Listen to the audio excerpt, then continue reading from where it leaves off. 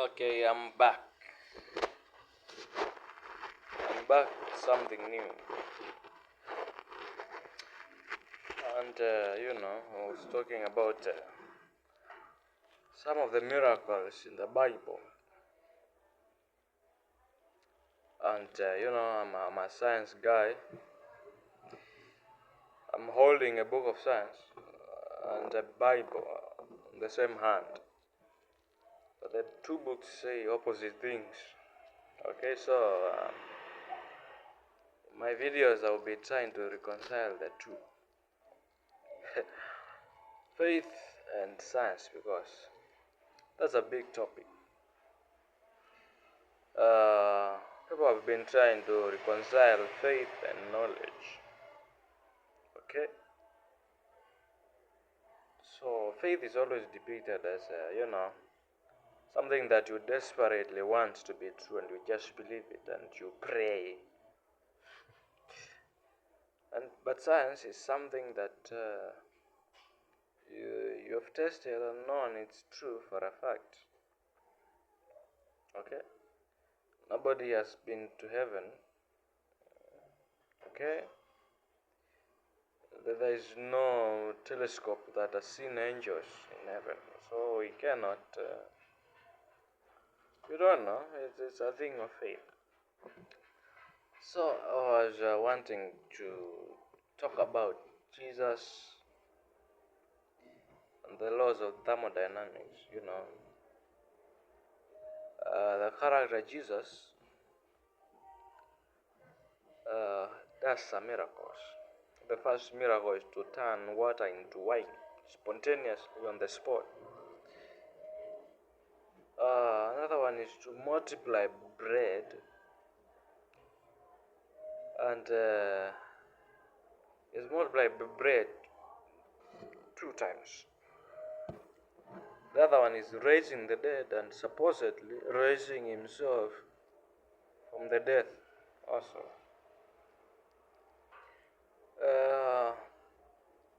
If you look well, those miracles, directly opposed with the concept of conservation of energy. Okay?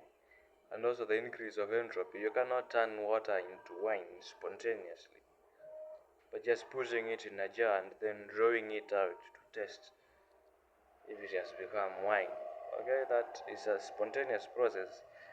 Entropy doesn't work like that. That's not how reactions happen. Okay? So, was Jesus walking on this earth? Is he a guy from a parallel universe? Did the Bible slip through the cracks of space from a foreign universe into our universe, which doesn't operate like the Bible supposes? So, these miracles are directly opposed to the laws of thermodynamics. Myself, I want eternal life, so I won't dare question those miracles. I want them to be true. I wish they are true. Okay? But I just wanted to point out the fact that all the miracles in the Bible seem to be seriously or to have, a beef with the laws of thermodynamics. The conservation of energy. You cannot multiply bread and fish. Feed 5,000 men with a meal of one boy. That will be, free energy. Not gives free energy, the sort of free energy that is impossible. And something from nothing. Okay? So, if you go to the Old Testament, leave Jesus alone now. When you go to the Old Testament, you find prophets like Elijah multiplying oil, oil from a small bottle feeling jazz. Okay? Oil.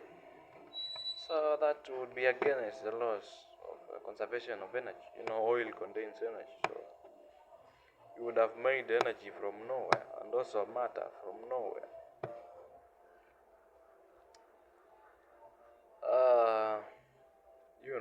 So what do you think, guys? If you are a Christian, and you think these things are true, and also think that thermodynamics is true, then you have to explain the contradiction that you are believing. If you're a believer and you don't believe in science, then well, good. You don't have a contradiction in your mind, at least. But if you believe in these two things, miracles and science, especially conservational laws, if you believe in these two firmly, I think you should, put up a podcast and tell us how you resolve these two opposing principles in your mind or head. Okay? Because miracles and thermo, especially multiplying fish, doesn't go well with conserving energy.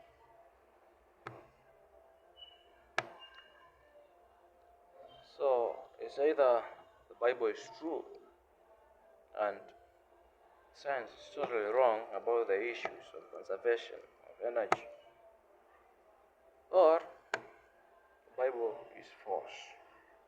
Science and conservation of energy is true.